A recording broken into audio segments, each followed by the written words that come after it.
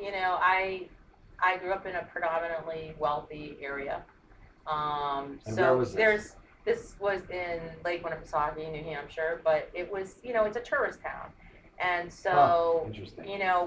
what is interesting about that is 80% of the ownership of the residency, interestingly, was out of town second homes.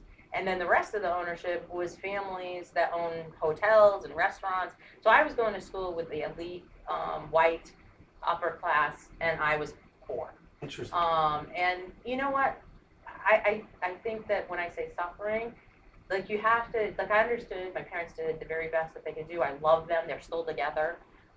They work their ass. My dad's 70s, still out there doing landscaping. He doesn't have to, and he's doing it because he's like, yeah, I need to stay fit. And I'm like, that's right, Dad, stay fit. So it's awesome. He's still setting a great example. Huh.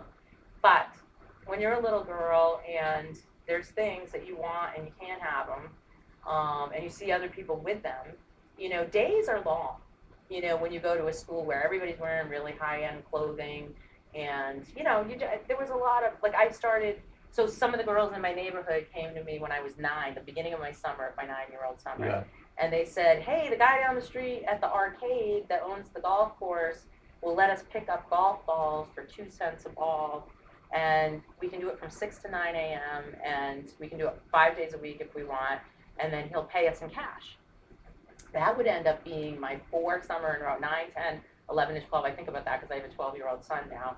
And I spent 5 days a week, all summer long, couldn't wait to go because I couldn't wait to get my $20, $25 that I got at the end of the week, saved it in a little shoebox under my bed. And then when the late August would come, I would go and my mom would bring me to like the higher end stores, knowing that, and she would put money into it too, that her and my dad had intended to spend on my school clothes.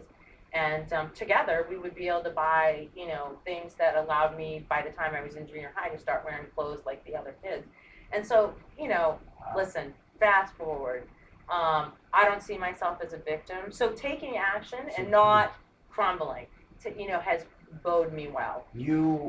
It sounds like you were there was a struggle or a conflict in the sense that you wanted to be someone. I mean, Yeah. if I'm sitting in that scenario, I'm looking at everyone else. I'm like, I want to get there, and you had a path to get there, so you did what it took to get there, but it was tough.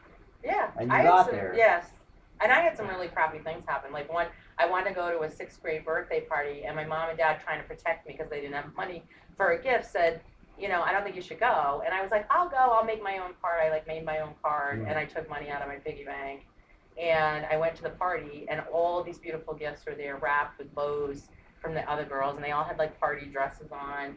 And when the girl got to my gift, she like all the girls laughed at me because it was like a handwritten card, it had change in it.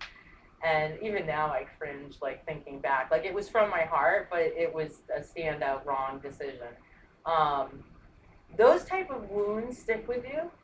And so I'm very keenly aware of my surroundings, even to this day, because, I have that sensitivity to that type of, I'm not going to, but today I'm going to, rise up on you if you come at me. It's a little bit different than when I'm 8 years old. It brings up your book clear boundaries to me in Yes. a way Yeah. because, I mean, isn't the premise of that book to educate women on to be aware of things? Yeah, safety, cyberbullying, all of it. Yeah. It's So would you say it's almost yeah. a blessing in a sense? Is that Oh, that I absolutely occurred? think my whole life's been a blessing. I can look back now and I would not, you asked me what I would change, Yeah. and I point to like maybe how I approached my career in my 20s. I wouldn't change my life. If I had it to do over, I would not change a different set of parents. I would not change the house I lived in. I would not change any of those things because those are the things, it's so cliche, but those are the things that have formed me. That said, I'm vicious now. Like now I'm vicious.